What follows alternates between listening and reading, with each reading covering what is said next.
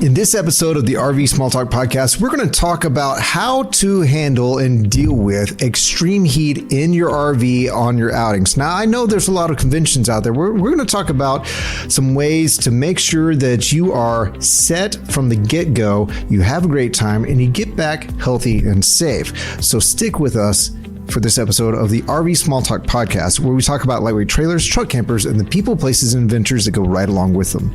We're your hosts from Princess Craft RV. I'm Clint. And I'm turning up the heat on this podcast. Ooh. Turn it up. That was pretty good, huh? That was pretty good. Thanks. It took me like 30 seconds to think of it. Cook that up by yourself. I did. All right. High heat. Yeah, broiled. Which... That reminds me, I made nachos last night and I used the broiler in my oven for the first time. And, you know. And it worked? It worked, but you can only do that for 2 minutes? The first batch burnt horribly. It was hilarious. Watch your broiler. It's intense out there. Kind of intense. So we obviously have no safeties this week. There is no PJ on this particular episode. So our apologies if you wanted it to stay serious. I simply don't have it in me. Yeah, PJ's like the bumpers at the bowling alley. Keeps us in the lane. And when she's not here, we have no bumpers, and it's just gutter ball after gutter ball. I find in a group of three people, it's good to have someone who is afraid that we will be perceived wrong. And you and I don't have as much of that. Zero fear. Yeah, we are going to get embarrassed and not be embarrassed about it. Yeah. But in 10 years when I listen to this podcast, I'll probably be very embarrassed. But right now I'm good. Nah. Okay, so it has been not as hot a summer in Texas as per usual. It's been a beautiful summer. We had our hot streak, 110, 115, but it was nothing like the 40, 50, 60 days that we had the summer before. Well, according to Avery Tomasco, it's about to get hot again. Isn't that crazy? No. 2 days ago, it's not that crazy if you live in Texas. So comfortable. They call it false fall. Yep. And then we're looking at this weekend, and we're heading toward mid-September. This weekend, nearly 100 degrees Triple and digits. High humidity. Yep. So, but you never know. I mean, it's weather. Come on. It's right. Weather, and you never know, and you can never really predict it.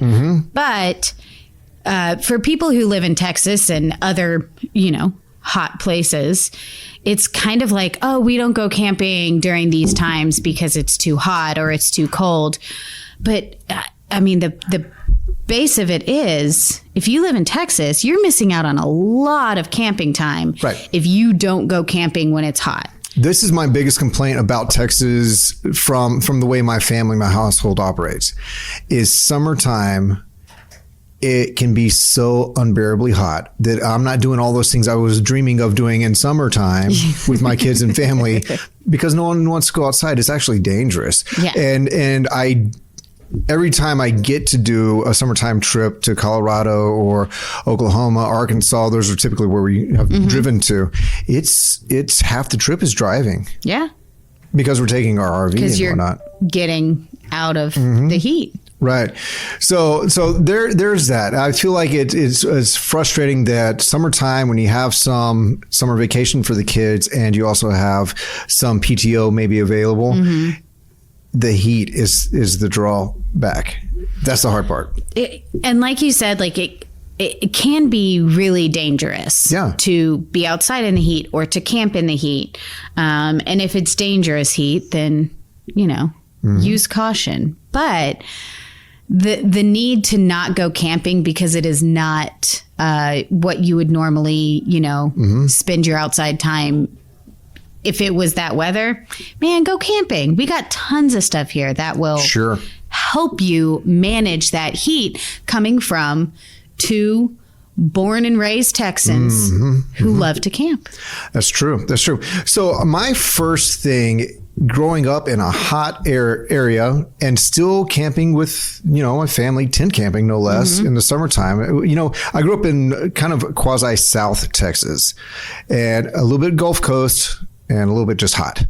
And so we were around places like a little town called Goliad, which is a historic town. And we had the Presidio La Bahia, and we had the Mission Espiritu de Santo. And first off, we always went on field trips as kids there. But in the summertime, I might go camping on the premises of these historical places. But you had to camp differently. And I think the first thing was we knew what it was. We lived down there. We knew what summer was going to be like, and we had expectations set. And we kind of, if you would, baked it into our plans and what we expected out of the weekend. It was going to be relaxation because too much activity in the middle of the day was going to kill you. This is something... Yeah, expectations are hard because when I'm planning a camping trip, it is like, oh, I want to do this and this. I want to take the kids to go see this. But if you look at the weather, I mean, you have to manage your expectations. We just did this when we went camping at Dinosaur Valley State Park. And that can be an arid place too. It's hot. What? Arid. At certain times of the year, it just doesn't rain enough there. It just feels so dry. I mean, it felt like hell. It was just hot. I mean, the dinosaurs collapsed. Yeah, it's true that they were too hot. So our expectations were every day at a certain time, we would all go into the trailer and watch a movie. Right. Because it was too hot to be outside. So we'd go inside, watch a movie during that time. And then, in between making lunch and eating it, that covers the majority of the hottest blazing parts. Right. Planning events morning or evening. I was thinking about this as we're coming up with the ideas, and I was thinking, there are cultures right around that certain zone, not exactly equatorial, but in the hot area, tropics, or maybe just a little bit above where it's hot. And cultures around the world in those areas, a lot of them have built into their communities or societies a culture of siestas. And you think about that's true. Hot climate communities, a lot of times they work hard early hours of the day and maybe in the early hours of the evening, but a lot of them have a slow down, cool down, and rest time midday. It sounds like a perfectly natural thing for your body to want to do. Right. Is not be outside when it's hot. That's a good point. I never thought about the correlation between, countries with heat and siestas. Yeah. Dang. You just... I wondered it quietly to myself and then now spoke it. So dealing with heat, it needs to be part of the experience in a way. If I put quotes around that, if it's going to be hot, then make your peace with it on the front end and say, yes, we're going to have a hot camping trip and it's a known deal. So let's get the complaining out of the way. Right. Sorry. I'm just moving the table all over the place. If you accept it as there's nothing you can do about it, but complaining about the heat during your entire camping trip sounds like a really awful camping trip. And all you remember is the complaints. Is how hot it was. I'm trying to think of things that you can do in the heat that you couldn't do if it was 110. Could you, there's all kinds of you could make sun tea. You could quickly. You could do some sort of science experiments in the sun. Magnifying glass. Please don't set the campground on fire. Okay, no, fine. Clint. All right. But I don't know. I was just thinking of random stuff that you can do when it's hot that you can't do to try to encourage hey, it might be hot, but at least we can. We grew up in this Austin area, and towards the front end of my childhood and yours, there was a place in Austin that got really busy in the summer months, in the hot months. There's a lot of those places. Hippie Hollow. Ah, yes. In the summertime, you don't have to wear as much clothes. Yeah. It was for them, a nudist beach in Austin. And they're not there anymore. I never went. It's been a long time. But as a kid, we'd drive down and we were like, Mom, what's Hippie Hollow? It's where the naked people go. Right. So if you have the expectation set that you're going to be dealing with heat and you can wrap your head around making it part of the experience, the next step is how to prepare to have that hot fun and do it safely. Yeah, because even, I mean, if you were climbing Mount Everest, you would prepare for the cold. Sure. The only place you don't have to prepare, I think, is Southern California. Yeah. Yeah, I mean, it's just a nice climate most of the time. Yeah, even if it's hot or cold, it's not that hot or that cold. And nothing's really that far away. So, I mean, you could, maybe that's the place that you go if you just want to live easy street and not prepare. Fair. I hope somebody from California chimes in so we can set me straight. Hear how amazing everything is. Preparing. Yeah. I mean, there's all the normal stuff, the water, something with electrolytes. Do you have shade? Easy Up is like relatively cheap and just a good way to add some extra shade. You know, I think my favorite thing that I ever prepared, quote unquote, for a hot camping trip was a baby pool. Yeah. I mean, they're $10. They stack them up outside of like Walmart. And I just threw it in my camper. I don't have a truck. I just shoved it through the door of my camper. But it was glorious, I'm sure. Changed the entire camping trip because, and not just for my kids, for me and for the dog. And I mean, you just put your feet in it and all of a sudden you don't feel like dying. Can we discuss how magical water is? Magical water. I mean, it'll come up a few times in this, but there was something that I guess my wife picked up at one point in time, and it's proven true pretty much every time. If the kids are getting restless, they're outdoor at all, if they're doing any activity or they're done with an activity and they're fussing about being bored, there's an easy solution. Just add water. Yep. If you just add water to any activity or have an activity that is water based, the kids are good for hours upon hours. Now you have to be there and watch them for safety, but as far as their inclinations, their interests, and their activity levels, just add water. And it works for adults too. Absolutely.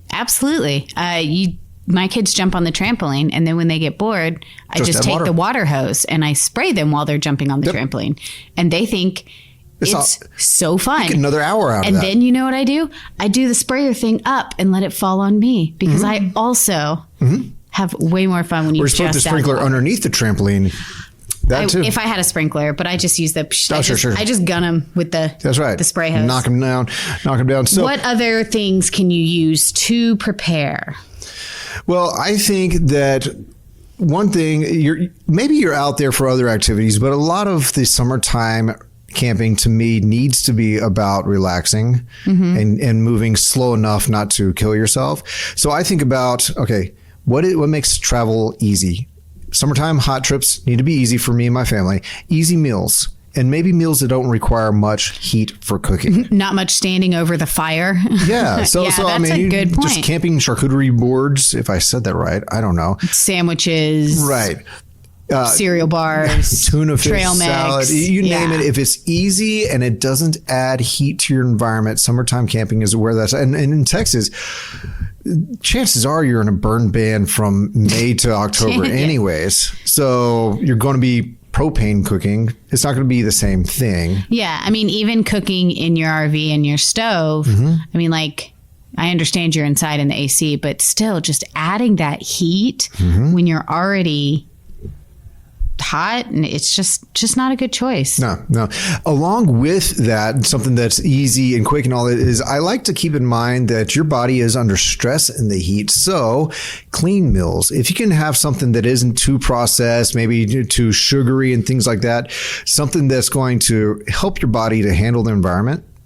It makes a huge difference. I mean, I don't want to get too much into things like inflammation, and we're going to turn into a medical podcast. That and all that. But honestly, the easy meals is good, but also if you can eat simple and clean, your body can respond better to the heat and recover better. It's dealing with the heat and not all the crap you just ate. And keep in mind that you're going to be losing salt, so the electrolytes. And I always like having pickles at the campsite anyways. They're easy snacks and all that. And they're cold. And they have electrolytes, and you can just drink the pickle juice for the electrolytes. Pickle juice. So it's kind of a win-win-win there. So my sister told me something, and I haven't ever looked it up, so I'm not sure if it's true, but we'll go with it. she told me when she lived in India that when it was hot outside, they would drink hot tea. That is an Asian thing across the board. When I lived in Korea, but is it same true? thing. Because she said that, okay, if you drink something hot when your body is hot, your body will react by trying to cool itself down because you ingested something warm. And it's vice versa. If you're cold, if you actually drink something cold, it'll help warm your body up. I mean, how true is that? I believe there is some truth to that. I think that if you have basically you're fighting the environment with another environment, your internal environment with your external environment. And if the more you're working with, I mean, we have little control over our external environment besides clothes and whatever AC. we were. Yeah. But if you're going to be dealing with cold on a regular basis in the wintertime, then not putting your body through the ups and downs of having something hot and then dealing with cold, hot and cold, hot and cold. That gets me, I mean, switching hot and cold really fast gets me sick. It gets my nerves all messed up. Right. Yeah. So you think it's more of like a consistency thing, not just like this is something that I can do right now to warm myself or cool myself off? So I think that, I mean, this is me speculating. We're all we're all speculating. I think it puts your body through less work to try to That's right. to normalize, and that's kind of in the same theme as resting and making this a relaxing trip. So in that frame, I think it's perfectly on point. Another thing here that I had as a bullet point is maybe a little more controversial.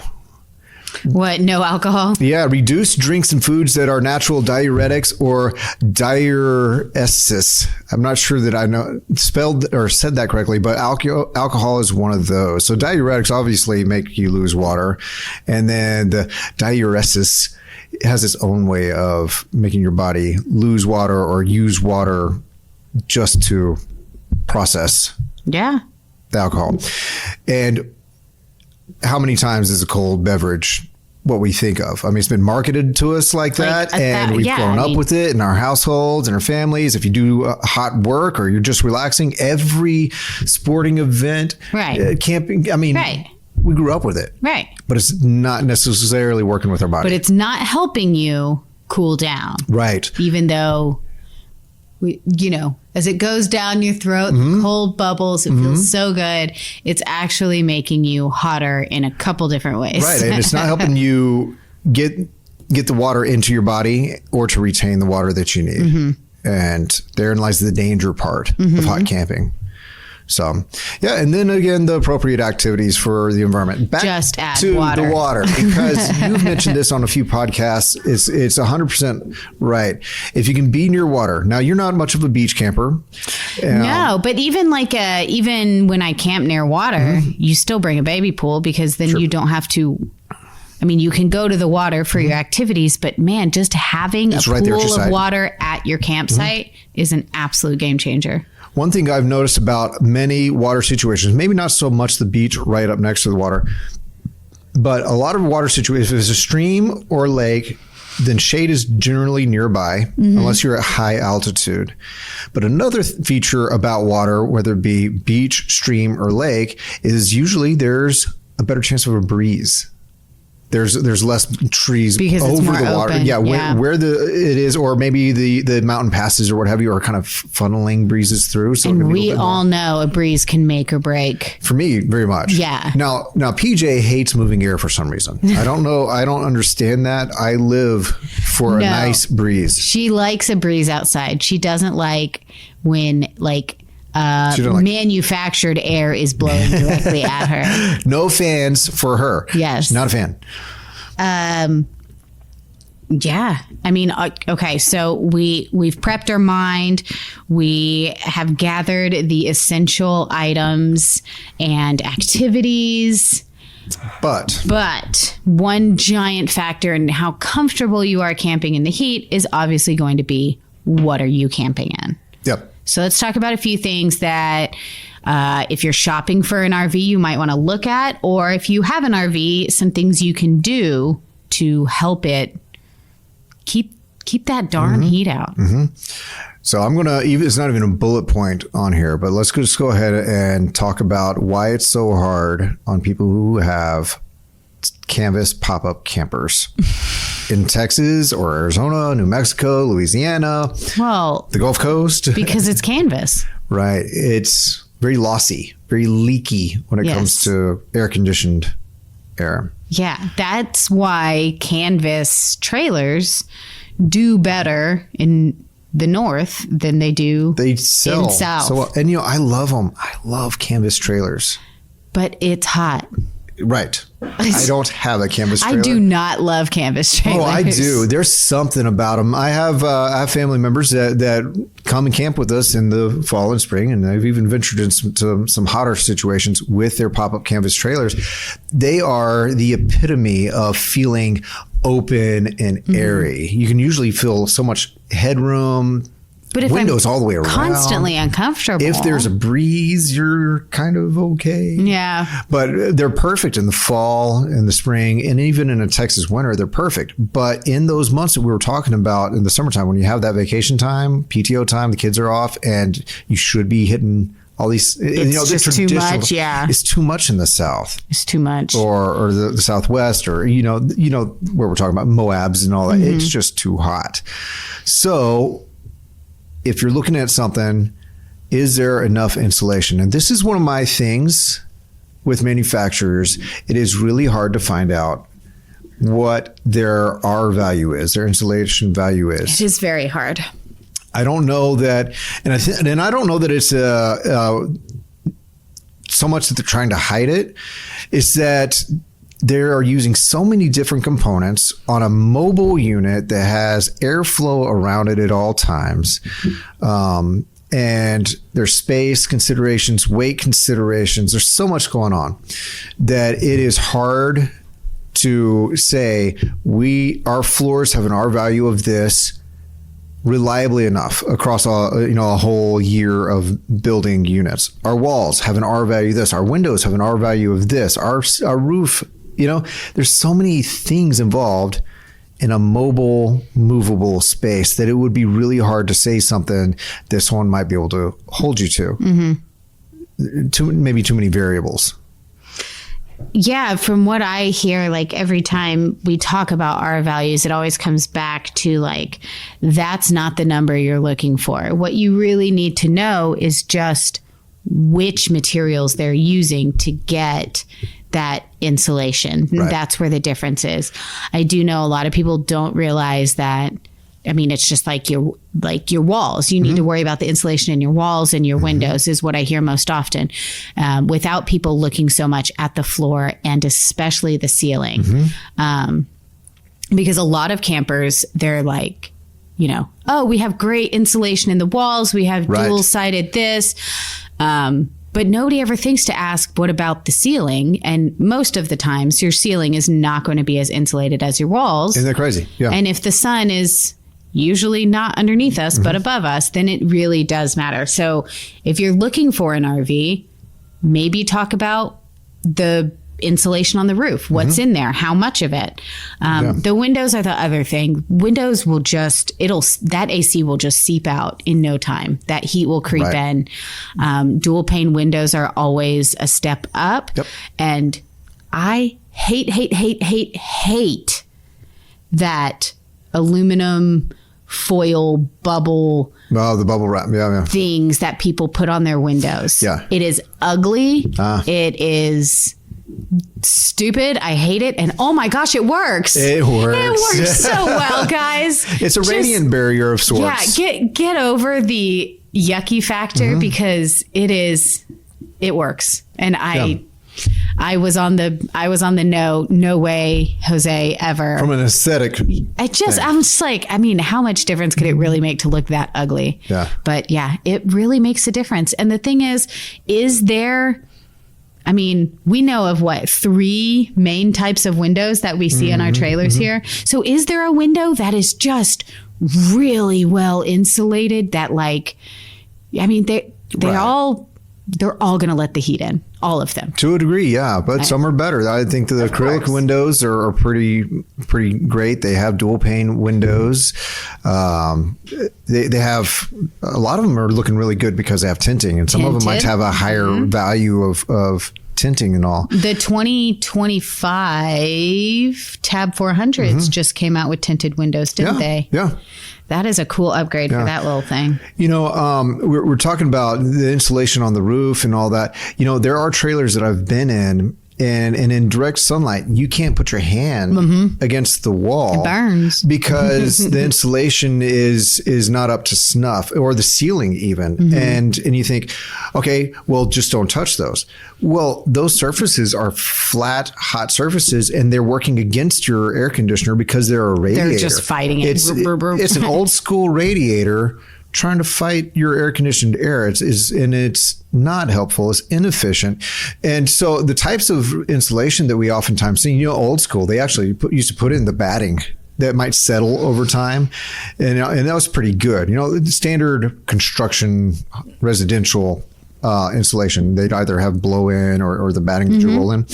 And then you would find something that I like as a product now is that closed cell foam that is cut to go right between the beams and the walls and the ceiling and the floor. I think that's one of the best options for modern build. You will find some trailers that are built out there and they're just using a compressed foil. It kind of looks like a bubble wrap, but it's foil. That's a good radiant barrier. I still think it doesn't have quite the value from an insulative standpoint as the closed cell block foam. My preference would be the block foam. Good to know. It's just heavier is the problem, which is why you would get away from it. So just my thoughts there. Does your trailer, so we've talked about insulation, we've talked about windows, but does your trailer even have an air conditioner? I don't know how many people realize that there are quite a few models out there that you can buy where the air conditioner is optional. Here at Princess Craft, if it can have an air conditioner, we only order it with an air conditioner. But is it the top value that can stand up to the conditions you're going to face? Yeah, I don't know much about air conditioning. I mean, as far as like good ones or not so good ones, or ducted versus non-ducted. I don't know too much about them. I do know that if your insulation is good enough and if your windows are good enough, then even a medium-sized RV, it doesn't need the biggest AC ever. Right. It just needs good insulation to hold that AC in is, I think, in my head, more important. Where people get in trouble with losing what AC they have managed to collect? Opening the gosh dang doors. It's like the refrigerator or the freezer. Stop opening the door. It's not just that you open it. It's that opening it actually kind of creates a door suction that sucks the cold air out, and it doesn't try to rush back in. What tries to take its place is the warm air, and you're always fighting a battle that you're creating. Yes. So you sound like such a dad right now. Were you raised in a barn? Shut the door. I am the dad who turns off the lights in every room because they're always on. Why are they always on? So I digress on that front. If you're looking at air conditioning, if your trailer has the ability to move to 2 units, then do consider it if you're going to be looking to explore in those climates. It typically takes a 50 amp service.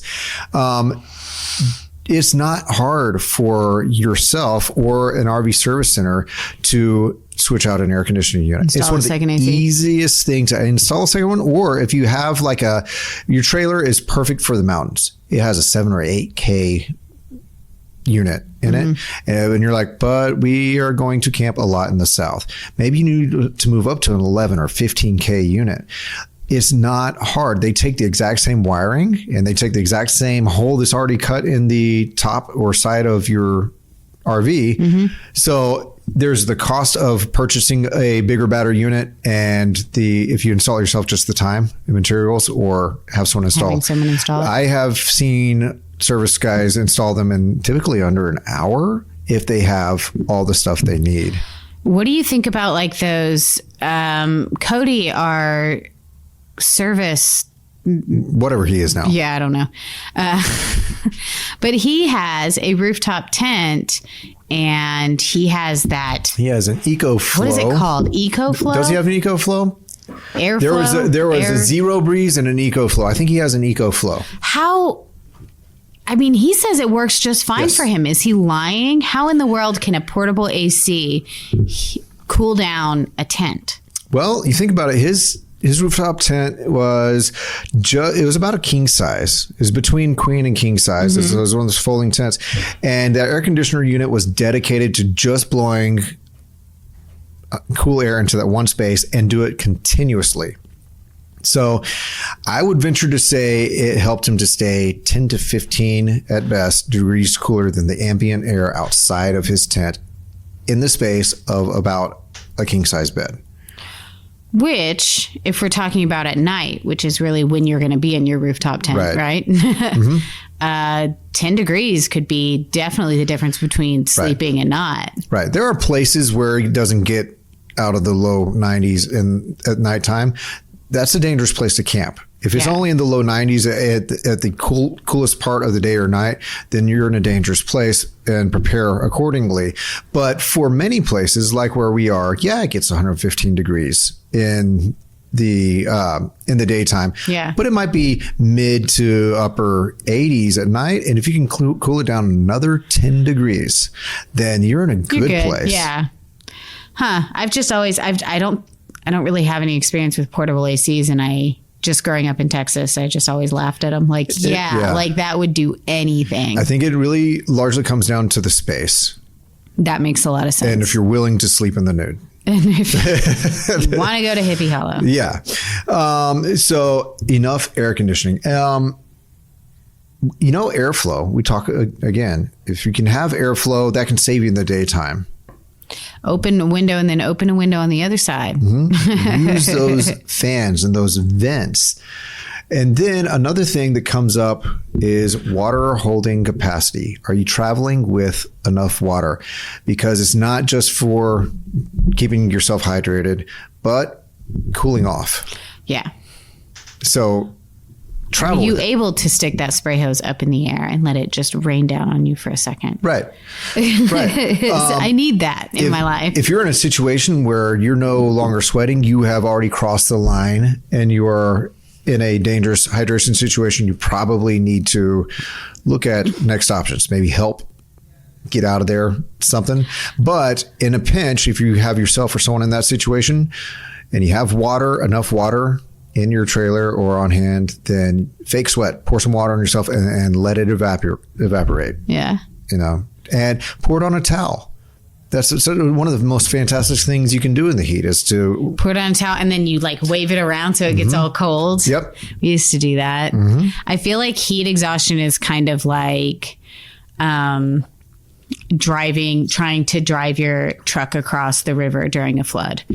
Everybody thinks they're fine, but it's like these weird hidden dangers that people just have too much pride. But I feel like dehydration or heat exhaustion is in that category. We see turn around, don't drown. Who the heck would drive into that? Right. People who think they can. The same thing with dehydration and heat exhaustion is, I'm fine. My head kind of hurts, but I'm fine. I will be fine. This is going to be okay. Yeah. And sometimes, a lot of the times, people don't realize they have heat exhaustion until you're already at stage 4. Yeah, it's very dangerous. So and people don't give credit to how hard it is to recover. Not a day. It's not drink a glass of water. It could be weeks, could be months. And people have been seriously permanently injured because it attacks all your organs. They say we don't have enough water. So I just don't stop camping. Just be prepared. Bring a baby pool and prepare your RV. And I think camping in the heat, heck, I think it's the best, but that's because I don't have much of any other option. Well, there's that, and there's people who genuinely enjoy the heat. Genuinely. I'm not necessarily one of those. I God, I love my fall and spring camping so much. Yeah, I mean, me too. But I also don't want to stop. Yeah, I mean, I like the summer just because it gives me an excuse to seek out the water. And to be honest, in our industry, it's funny because we're in the camping industry, but the camping industry makes it hard for those in the industry to go camping at the perfect time. All of our events, I don't care, spring or fall, our spring and fall are destroyed with shows and conventions and rallies and open houses and things like that. So product launches and all of those things. That's true. Right. It's my personal biggest gripe with working in the industry is the timing of the events. Yeah, they should all be during the summer. Right. Yes, they should. Let's write a strongly worded letter. Sold. So, if you have more ideas on how you camp, why you camp in the heat of the summer in hot places, or if this has been just dumb and you need to let us know, you can hop on over to the interwebs and you can let us know what for by looking up the RV Small Talk podcast. Our show notes can be found at rvsmalltalk.com. On YouTube, you can see what we look like as we videotape these podcasts as well. Minus the videotape. We do it on SD cards. And we are at RV Small Talk Podcast and on social media as well. We have rallies. Look them up. Texas Tiny Trailer Rally. We will have one coming up in about a month or so. And we have the Texas Truck Camper Rally every spring. And I think that we'll try to find other events. So stay tuned on those pages and maybe even like us on Princess Craft as well. Do you have anything else? No, that was so profesh. I mean, I have my moments. Everybody, thank you so much for joining us. It was professional a minute ago. It was. We're done now. Thanks, y'all. Bye.